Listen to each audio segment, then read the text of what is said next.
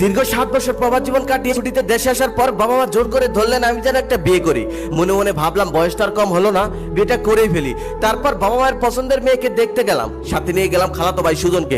সেখানে যাওয়ার পর মেয়ে দেখার আগেই মেয়ের বাবা বলতেছে, বাবা দুবাইতে তোমার রেস্টুরেন্টের ব্যবসা কেমন চলে? তখন আমি বললাম, আঙ্কেল দুবাইতে তো আমার কোনো রেস্টুরেন্টের ব্যবসা নেই, আমি বরং একটা রেস্টুরেন্টে চাকরি করি। দুবাইতে একটা রেস্টুরেন্ট থাকা অনেক ব্যয়বহুল, এত টাকা আমার নেই। তখন আঙ্কেল বলতেছে, কেন ঘটক না বললো দুবাইতে তোমার রেস্টুরেন্টের ব্যবসা?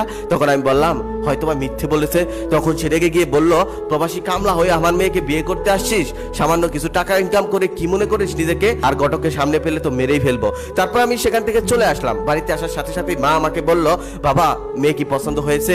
তখন খালাতো ভাই সুজন পাশ থেকে হাসতে হাসতে বলতেছে, মেয়ে পছন্দ হবে কি, মেয়ে তো দেখতেই দেয়নি। মেয়ের বাবা প্রবাসী কামলার কাছে তার মেয়েকে বিয়ে দিবে না, অপমান করে তাড়িয়ে দিয়েছে। তখন খালা পাশ থেকে বলতেছে, পরের বার মেয়ে দেখতে হলে আমার ছেলেকে নিয়ে যাস না, আমি চাই না আমার ভার্সিটিতে পড়ুয়া ছেলে তোর সাথে গিয়ে অপমানিত হোক। আমি মাথা নিচু করে ঘরে চলে গেলাম। তার 2 দিন পর বাবা মা আরেকটি মেয়ে দেখলো, নিম্নবিত্ত ঘরের। সেই মেয়েকে দেখতে গেলাম, সেই মেয়ের বাবা মা আমাকে পছন্দ করলো, আমারও মেয়ে পছন্দ হলো। তবে আসার আগ মুহূর্তে মেয়েটা আমাকে বলতেছে, আমি আপনার সাথে 2 মিনিট কথা বলতে চাই। আমিও রাজি হলাম। তারপর সে আমাকে তার ঘরে নিয়ে গেল, দরজা বন্ধ করলো আর বলতেছে, নিজেকে কি মনে করেন? 2 পয়সা ইনকাম করে নিজেকে যা ইচ্ছা তাই মনে করেন?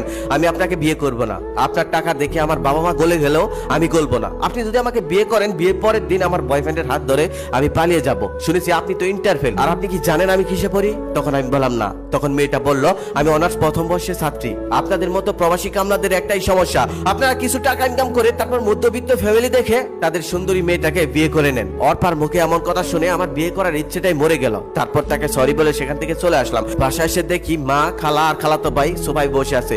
আসার সাথে সাথে মা আমাকে জিজ্ঞেস করতেছে, বাবা মেয়ে কি পছন্দ হয়েছে?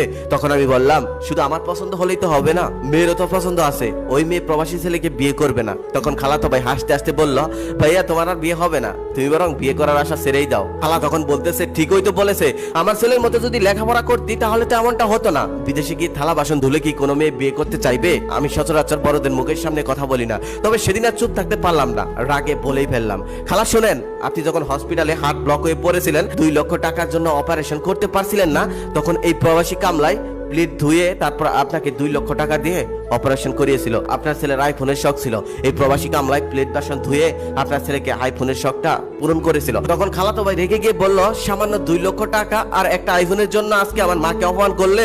যখন আমি টাকা ইনকাম করব তখন এই 2 লক্ষ টাকার আইফোন তোমার মুখের উপর ছুঁড়ে ফেলবো। তখন আমি কথা না বাড়িয়ে ঘরে চলে গেলাম। তারপর আমি বাবাকে বললাম, দেখো আমি বরং এইবার বিয়ে না করি, আর কিছুদিন বিদেশ করে আসি, তারপর এসে একবারে না হয় বিয়ে করব। বাবা মাও রাজি হলো। তারপর আমি প্রবাসে চলে গেলাম। আবারও দীর্ঘ 4 বছর প্রবাস জীবন কাটিয়ে দেশে আসলাম।